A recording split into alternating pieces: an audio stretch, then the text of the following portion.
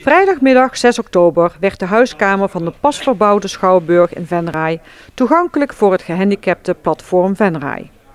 Vanwege de Landelijke Week voor Toegankelijkheid werd deze dag uitgekozen. Het platform heeft meerdere taken en is al vele jaren onderweg.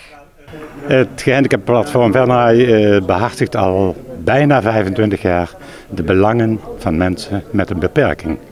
En dan heel breed gezien, dus niet alleen de fysieke beperking, mensen in een rolstoel of rollator of anderszins, maar ook mensen met een geestelijke beperking.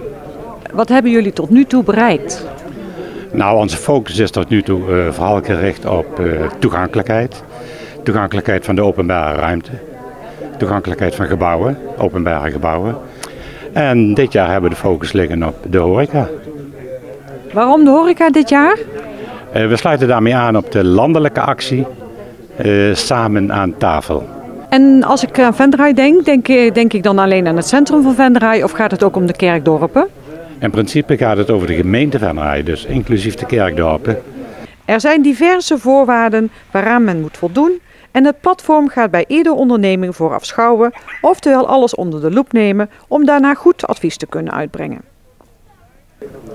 We beginnen er meestal buiten, zijn er invalide parkeerplaatsen. Dan gaan we kijken naar de afstand van de parkeerplaats naar het gebouw.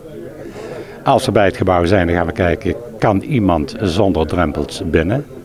Is iemand eenmaal binnen, moet hij dan bijvoorbeeld een trapje op om in het restaurant te komen? Of moet hij een trap af om bij het toilet te komen?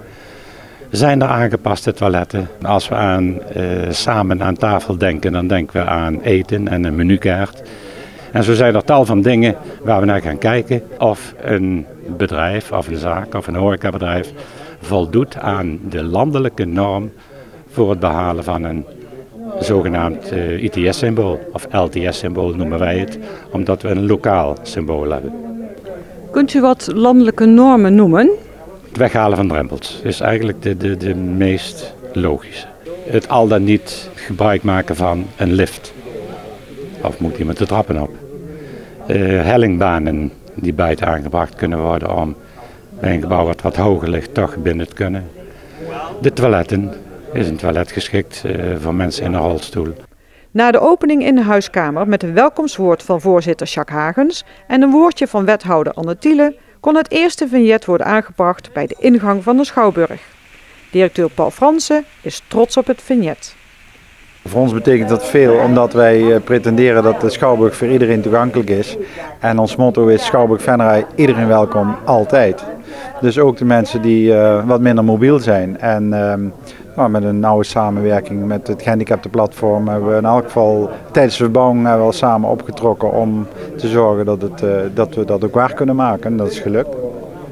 Daarna werden tussen de buien door flyers met tips en stickers in de diverse horecagelegenheden aangeboden met het verzoek het eigen bedrijf te checken op toegankelijkheid.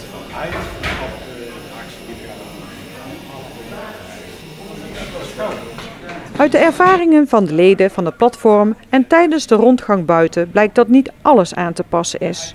Ook het budget van de horecaondernemingen kan problemen opleveren. Toch betekent dat niet dat men helemaal niets kan doen, aldus de voorzitter. Nou, op een gegeven moment moet je accepteren dat bepaalde gebouwen gewoon niet toegankelijk te maken zijn. En dan denken we bijvoorbeeld aan historische gebouwen. Maar vaak zijn het gewoon kleine dingen die zonder al te veel kosten aangepast kunnen worden. Een drempeltje weghalen, dat kost eigenlijk niks. Ook de gemeente betuigt haar medewerking en is blij met het initiatief. Nou, het gehandicaptenplatform is voor ons als gemeente ontzettend belangrijk in hun adviserende rol die ze hebben. Het zijn de ogen en de oren van Venray als het gaat om de toegankelijkheid van ons openbaar domein. En ook van alle winkels, horeca, noem maar op. Dus daarin is het heel belangrijk dat zij ook terugkoppelen, of in ieder geval bij ons terug kunnen koppelen als zij iets tegenkomen of waarvan zij zeggen dat moet beter. Het platform gaat graag verder met het verrichten van haar werkzaamheden. Nou, de toekomst van het platform, dat zie ik voorlopig nog wel tamelijk rooskleurig in dat we nog lange tijd bezig zullen zijn om aandacht te vragen voor toegankelijkheid.